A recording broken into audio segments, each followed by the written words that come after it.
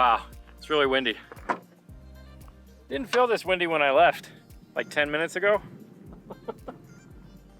New Mexico, coming up on springtime. Lots of wind. It's also stupid bright out here, but I'd rather be able to photograph than wear my sunglasses because I don't like doing both.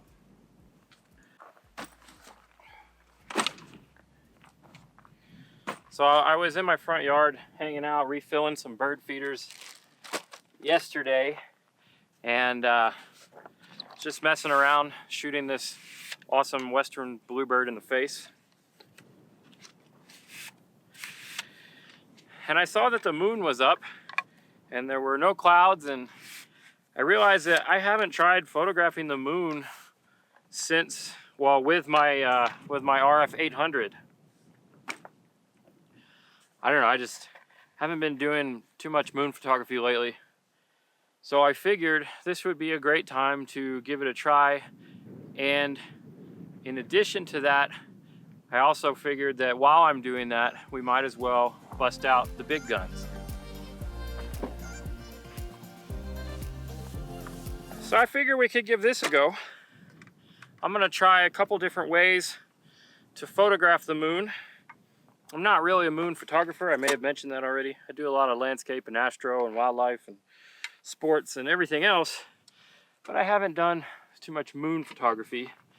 And I figured there's gotta be some moderately easy steps or methods to getting slightly better than average moon shots, right? Because the typical moon shot for most people, especially beginners, would be, hey, look, my camera. Hey, look, the moon. Click, edit, post. Right? That's a single shot. That's what I did yesterday. That's what this shot was. So that was with the 800 f11, because that's the only aperture that it has. 500th of a second, about ISO 1000 or so. And that was just a single shot. So what I want to do now is, I got my tripod, yeah. I want to go from a single shot to stacking. So I'm going to do that a couple different ways. I'm going to show you guys how I'm going to take multiple shots with this and get a bunch of images and stack them just like I would when I do my astro stuff, like when I did Orion or Andromeda or anything else when it's dark out. But I'm going to show you how to do that with this.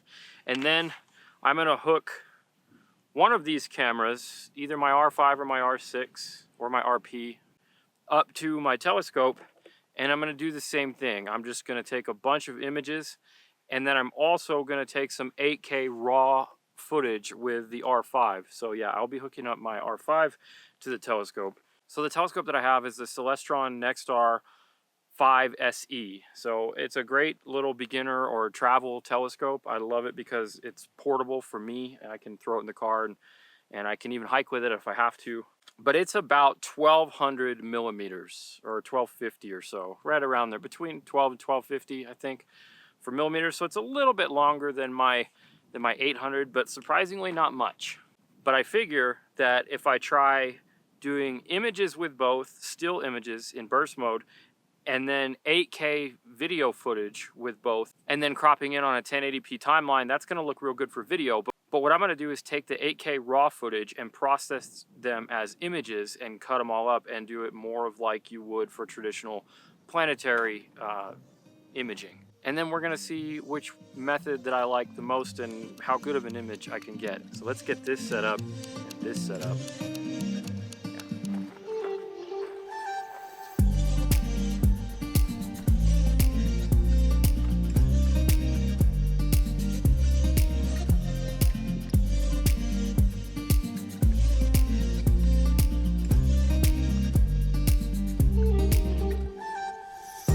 All right, so let's get this going first. So this is still kind of self-explanatory on this part. It's definitely one of the most helpful things for photography, being able to see the exact exposure inside the camera. I'm gonna go ahead and switch my lens to infinity. So this lens just has full and infinity, and I'm gonna go ahead and switch it to the 20 to infinity, 20 meters. So that's basically the moon is farther than 20 meters away. It's gonna help me focus better. All right, so we've got the moon in the shot. So what I'm gonna do is put this in high burst mode, and I'm gonna make sure that my electronic shutter is on. And the reason I'm doing that is because on the R5, if the electronic shutter is on and I'm in high burst mode, then I'll get 20 frames a second. I got a brand new full charge battery in there, so I'll have plenty of power to keep that going. And basically, I'm just gonna get my settings the way I want it. So I told you I can't change the aperture. This is a fixed f11 lens. If you're doing it with something that's not a fixed lens, like every other lens there is, you know, like if I were using my 1-400 or 1-500 or something, then you would want something. I would probably aim for somewhere between f8 and f11. Those are usually the sharper areas of a lens. And that's also going to help with depth of field. So it's going to help get that depth of field with the moon and make sure that we get enough in focus. So f11, I'm at 640th of a second at ISO 400. And at 800 millimeters, this drifts.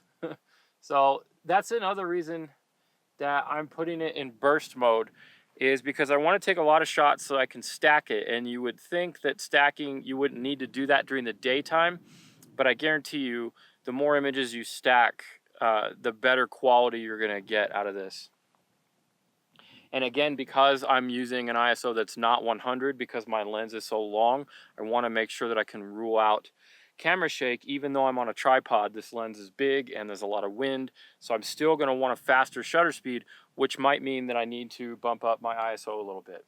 And that's okay, because we're going to stack it and it shouldn't matter. All right, so I did the autofocus. I'm just going to go ahead and double check my focus with the magnifying glass. Here's another tip: if you're on a regular tripod, you don't have a telescope, you don't have a tracker, anything like that, your telescope or your setup is static like this, especially with the longer your lens is, the sooner the moon will drift out of your frame. So just compose it. What I like to do is just compose it to where it's not just dead center. That way it'll drift a little bit as I'm taking, and I'll have more to work with lining them up in post. All right, so everything's lined up. So now I'm just gonna hammer down the shutter button. If you have a trigger or something like that, you can use that remote trigger release or Bluetooth or Wi-Fi or whatever you wanna use. But I don't have anything like that set up right now, and I don't have a problem just doing it this way. I'm actually gonna go ahead and bump my shutter speed up to 12/50th of a second, which is bumping my ISO up to 800. Again, we don't care what the ISO is, but I just want to make sure that the shutter speed is fast enough to freeze that. So basically, I'm holding it down. I'm taking shots right now, and I'm taking 20 frames a second. So 10 seconds should give me 200 images. All right, so there's definitely a few hundred shots there. The next thing I'm going to do is go ahead and grab some 8K footage. All right, so we're recording in 8K raw footage, 30 frames a second. So like 8 seconds is something like 2 or 3 gigs, I think. It's insanely large. It's gonna fill up my card and everything else. See, that was 16 seconds. I was talking too long, so I don't need that much. All right, I grabbed some regular 8K footage too that's not raw. All right, so now let's get the telescope set up, and then we'll switch. I need my power pack.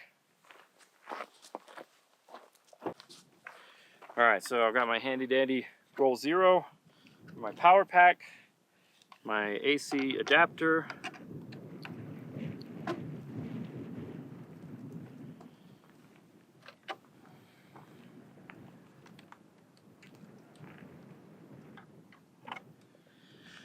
this wind is not conducive to long lens photography.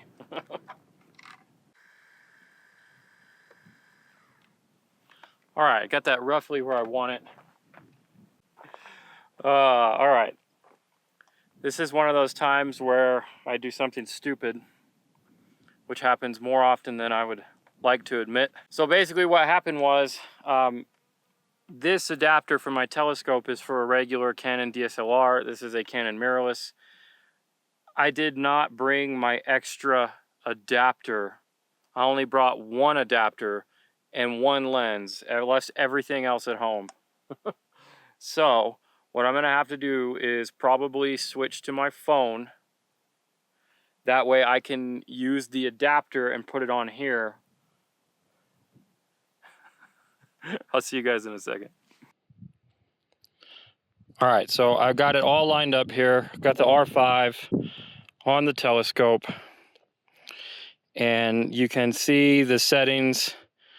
2500th of a second, f00. That's because it doesn't know what the heck the telescope is. I think it's an f10. I think my telescope's an f10, so it's pretty similar to the 800. And then auto ISO, which might tamper with.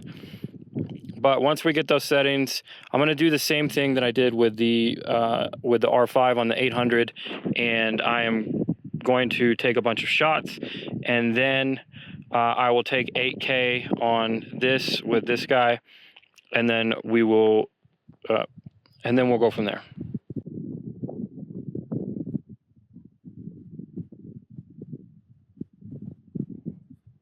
All right, well that was fun. So I got this telescope, I got the goods, I hope.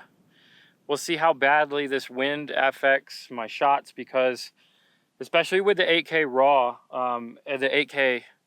with just the 8K RAW, I can't use the IBIS that's built into the R5, and the telescope does not have any sort of stabilization. So I had to time it just right and just wait and get those like 5 to 10 seconds of no wind. So it took me a few tries, but I think I got the footage that I need, and then the photos were fine because, you know, 2500ths of a second should be fine. And you guys saw me spraying on that. So let's get all this stuff back to the computer and we'll see what I can get out of it.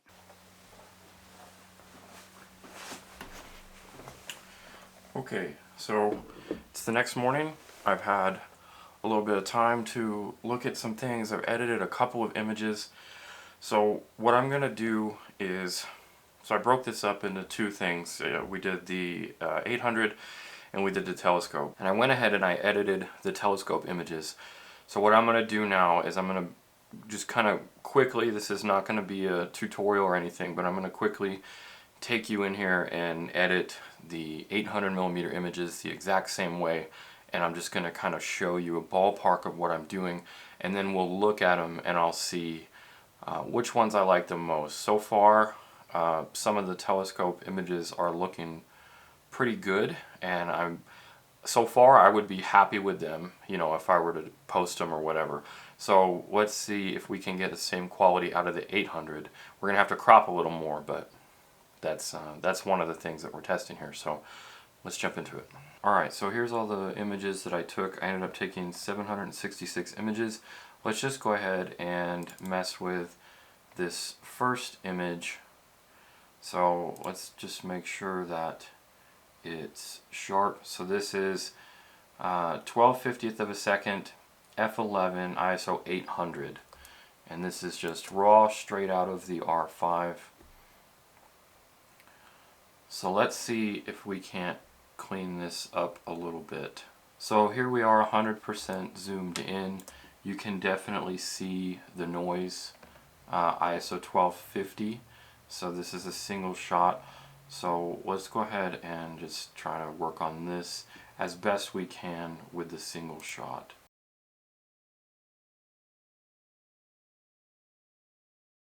Alright, so there were our couple of camera raw tweaks. So now let's go in here and clean it up. So we're gonna have to match. I don't know if I want to match the crop or not. I cropped pretty heavily even on the telescope one, but that's just because I wanted to, I guess. We'll just get close here and see how that looks. Alright, 66% crop. That's as far as I want to go for absolute sure.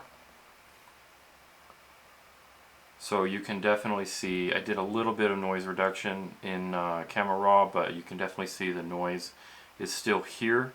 I can clean that up a little bit. Alright, so let's do two things. Let's make us a copy real quick, and let's smart object this guy.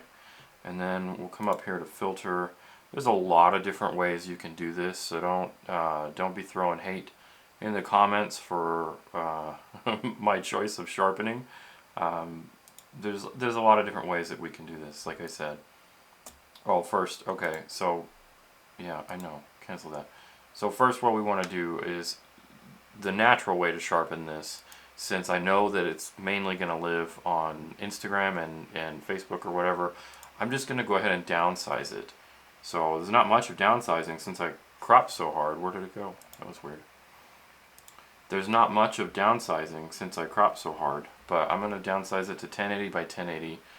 That way there's less compression on Facebook and Instagram because they like that resolution. And that will help sharpen it a little bit, but it was only 1300 pixels after I cropped it, so it's not going to sharpen it that much. So now what I'm going to do, that I have that smart object layer there, is I'm going to come up to my sharpening. I'm going to go with unsharp mask, and I'm going to crank it up to like 300. Alright, so that looks horrible, so I'm going to this is why we do smart mask, or a smart object, so I can double click the mask. I'm going to bring it back down. I'll do 200. Alright, that looks a little bit better. So that does look like crap still a little bit, but what we can do now is I'm going to go in here and paint with my brush, and I'm going to make sure my brush is at 100, and I'm going to paint away the areas that I don't want the sharpening. Okay, so that was at 100%, and you can see that makes a difference. If we're look right here at these craters. I'm going to turn it off. Now you see they're a lot blurrier. Turn it back on. Okay, so that definitely helped sharpen up this nice area here, but it made this stuff look worse. So now I'm going to grab my brush and I'm going to drop the opacity to somewhere around a quarter, 25, 26, and now I'm just going to go in here and paint away in the dark areas where I just don't want that much sharpening.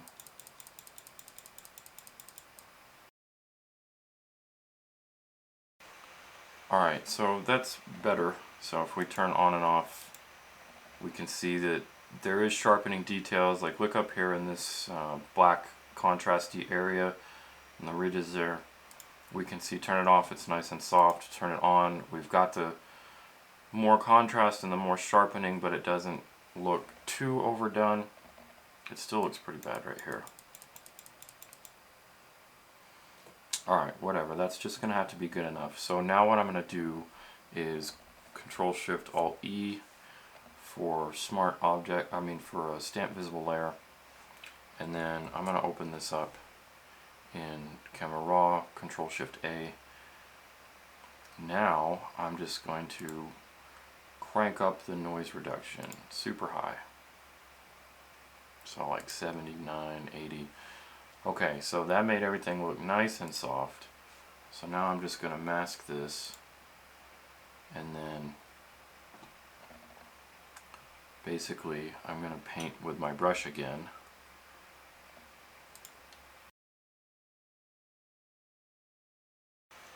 Alright, I think that without pushing, that's about as good as I want to go without pushing it too hard. If we push it too hard, it's going to break.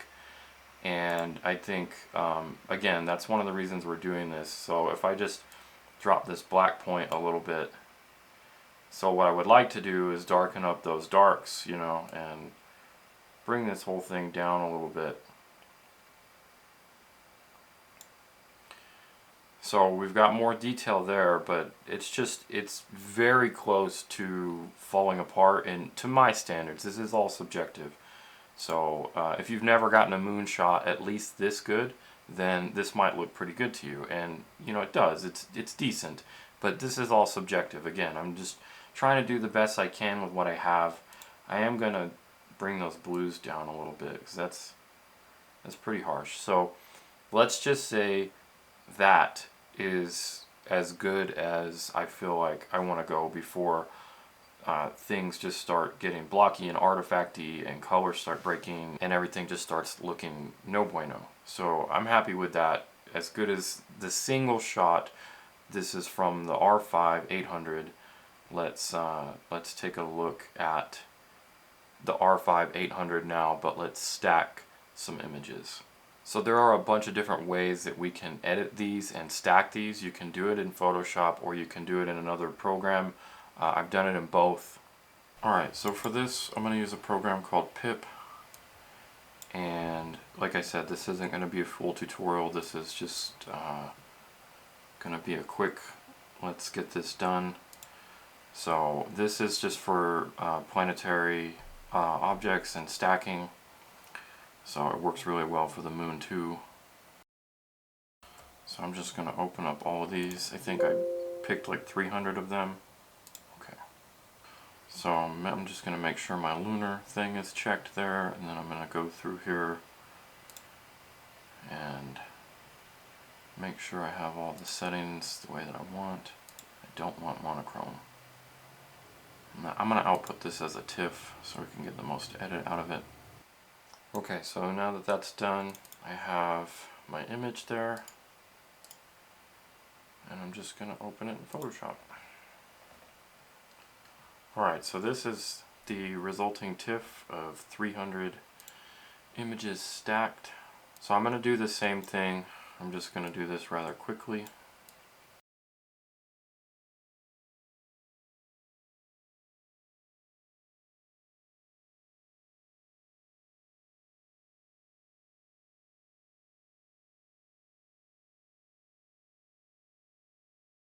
Alright, so there it is. This is the final 300 image stack.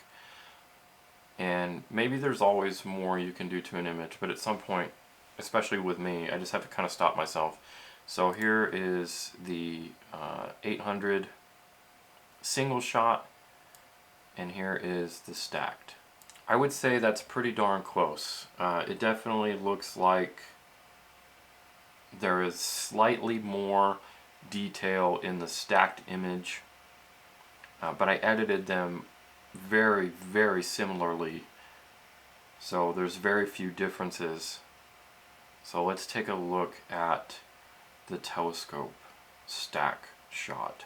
Alright, so here's the telephoto image stacked. This is 101 images stacked from the R5, and you can clearly see there is more detail here, and this one is cropped too, but it's not cropped as heavily, and that's a big factor in that the telescope is 1250 millimeters and this is 800 millimeters.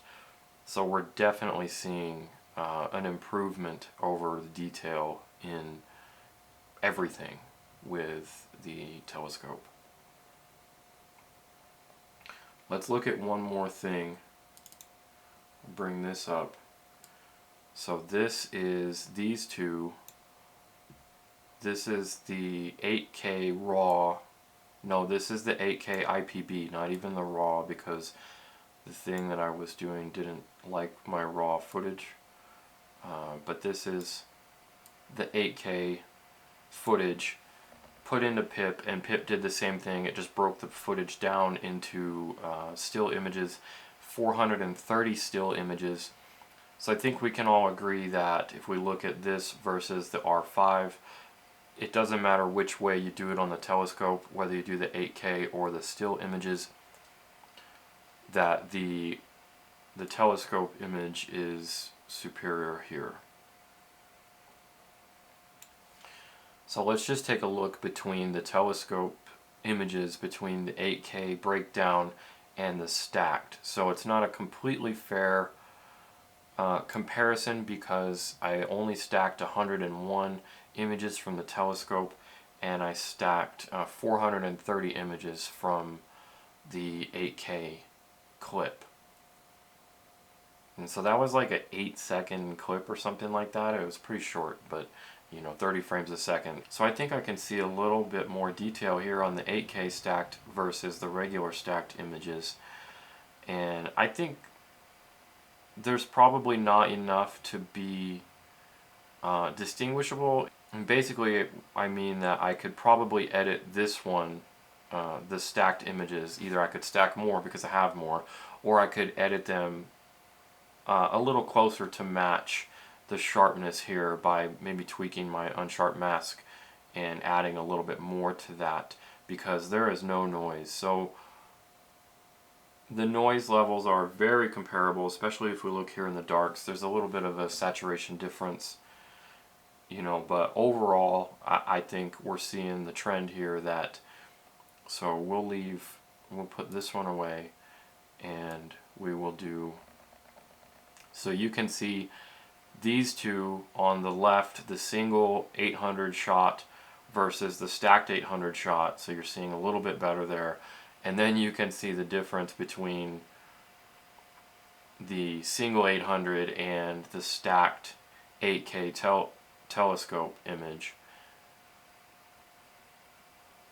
It's overall clear that the telescope image here, while we're stacking, I should also note that I didn't bother editing a single telescope image. I think it would have come out a little bit better than either the single or the stacked versions of the 800mm. Again, just because of the difference in focal length and having inherently more detail without having to crop as much. Alright, well that video probably got pretty long. That's how I roll, I guess. I think that is going to wrap it up for my 3 methods for photographing the moon. Like I said, you can do it with anything, whether it's something like that lens back there, which is my 1:400, or even a 70-200, whatever you have. I mean, the point here too that we saw was that no matter what you're using, stacking is going to be better than not stacking. So the whole point is make sure you're stacking your images somehow, whether you're using some free software or Photoshop or whatever, and then you'll be able to edit them better and push them a little harder to really bring out those details. If you want to see more in-depth tutorials about this kind of stuff, let me know in the comments, and maybe I'll make a separate video on PIP and like do a little more of a deep dive in there. I have some longer edited versions of stuff like this on my channel for my channel memberships, for my channel members. You can check those out if you're interested in joining the channel members. All kinds of cool perks for that stuff. The links are down below. It's that little join button thingy. So it's definitely second breakfast time. I'm gonna wrap it up here. Again, questions, comments down below. Hit that like button if this video helped you out or if you enjoyed it, because that's definitely the best way that you can support the channel and help me out. It goes a long way in YouTube, surprisingly. And if you haven't already and you made it this far, you should definitely subscribe to the channel because I've got new videos every week. And on that note, it's second breakfast time. I will see you in the next one.